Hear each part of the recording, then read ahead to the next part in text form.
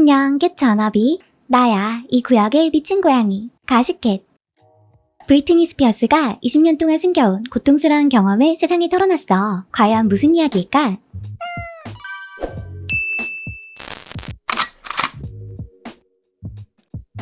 출간을 앞두고 있는 브리트니 스피어스의 회고록에서 브리트니는 과거 저스틴 팀버레이크와 데이트했을 때 아기를 임신했지만 중절을 해야만 했다고 고백했대. 갑작스러웠지만 저에겐 비극이 아니었어요. 전 저스틴을 무척 사랑했거든요. 항상 우리가 언젠가 가족이 되기를 기대했어요. 제가 예상했던 것보다 더 빨리 이루어지겠다고 생각했죠. 이어서 브리트니는 이렇게 적었어. 나 혼자 결정할 수 있는 문제였다면 절대 그렇게 하지 않았을 거예요. 하지만 저스틴은 너무나 확고하게도 아빠가 되고 싶어 하지 않았어요. 그는 우리가 아직 아기를 가질 준비가 되지 않았고 너무 어리다고 말했죠. 브리트니는 그 일이 인생에서 경험한 것 중 가장 고통스러운 일 중 하나라고 설명했지. 1999년 교제 당시 두 사람의 나이는 18세, 19세로 어린 나이였어. 전 세계적으로 큰 인기를 끈 팝 프린세스 브리트니 스피어스와 인기 보이밴드 엔싱크 멤버 저스틴 팀버레이크의 만남이라 할리우드 대표 청춘 커플로 가는 곳마다 주목을 받았다고 해.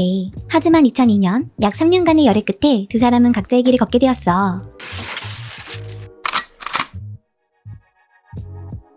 당시 저스틴 팀버레이크는 첫 솔로곡을 발표했는데 본인의 기대와 다르게 성적이 부진했다고 해. 그래서인지 돌아버린 아이디어를 내게 되는데 두 번째 싱글 크래미어 리버에 브리트니 스피어스와의 이별 이야기를 담아버린 거야.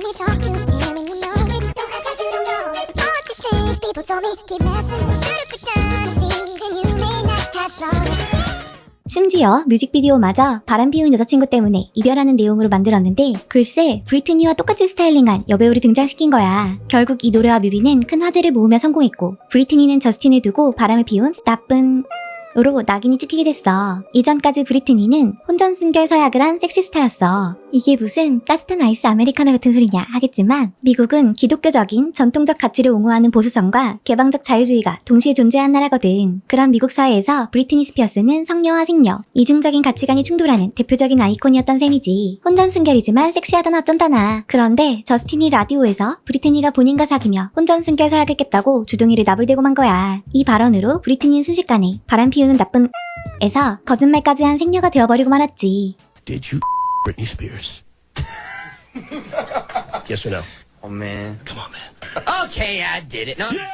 또한 이 라디오에서 브리트니와의 사적인 이야기를 묻는 호스트의 질문에 저스틴은 내가 나 추잡하다고 얘기했잖아 라고 응수했지. 뿐만 아니라 저스틴은 브리트니 아니면 할 얘기가 없나 싶을 정도로 TV에서 브리트니 얘기를 많이 했고 대부분은 질 낮은 유머였어. SNL에선 본인의 조상력을 바타 I'd like to think that at first he'll date a popular female singer. Publicly they'll claim to be virgins, but privately he hid it. 라고 브리트니를 또 한 번 걸고 넘어졌어. 반면 브리트니는 저스틴의 어그로에 무응답으로 일관했어. 시간이 꽤 흐른 후에야 브리트니는 악명 높은 다이앤 소여의 방송에 출연해 처음으로 저스틴에 대해 입을 열었지. 다이앤 소여는 브리트니 스피어스가 저스틴을 아프게 했고 고통으로 밀어넣었냐며 무슨 짓을 했냐고 물어봤어. I was upset. I was upset for a while. I think we're both really young, and it was kind of waiting to happen. And I will always love him. He'll always have a special place in my heart. He is such a great person. 다이앤 소여는 계속해서 브리트니를 몰아세우며 일생 동안 단 한 사람, 저스틴과만 성관계를 가졌다고 얘기했는데 저스틴의 말대로 실제로 바람을 피운 거냐고 물어봤지. I'm not technically saying he's wrong, but I'm not technically saying he's right either. So... 브리트니를 조롱하며 본인의 입지를 다지는 데 이용했던 저스틴 랜들 팀버레이크와는 다르게 브리트니는 이별에 대해 그저 좋게 대답할 뿐이었어. 저스틴에 대해 이야기하는 걸 힘들어하며 눈물을 흘리면서도 말이야. 시간이 꽤 많이 흐른 2021년 브리트니의 화려했던 전성기와 내리막길을 다룬 다큐멘터리가 공개되었는데 이 다큐에는 브리트니의 정신건강 문제와 집요한 타블로이드지의 보도들 13년간 후견인 제도로 고통받았던 브리트니의 모습과 함께 결별 이후 저스틴 때문에 겪은 수많은 루머와 조롱이 나오면서 많은 캐티즌들이 저스틴 팀버레이크의 과거 행동을 비난했지. 여론을 의식해서일까? 저스틴은 인스타그램에 내 행동이 다른 문제에 영향을 미치고 무심코 말했던 것이 옳지 않은 일을 대변했던 내 인생의 순간에 대해 사과합니다. 제가 저지른 실수에 대해 책임을 지고 싶어요. 라며 브리트니 스피어스와 자넷 잭슨을 콕 집어 사과문을 올렸어. 2003년 브리트니 스피어스는 직접 작사에 참여한 Everytime이라는 곡을 발매하게 돼. 공동 작사를 한 브리트니의 친구 아넷 아르타니에 따르면 이 노래는 헤어진 연인 저스틴 팀버레이크에 대한 답가였대. 당신이 여기 있다고 믿을 거예요. 이게 내가 당신을 분명하게 볼 수 있는 유일한 방법이니까요.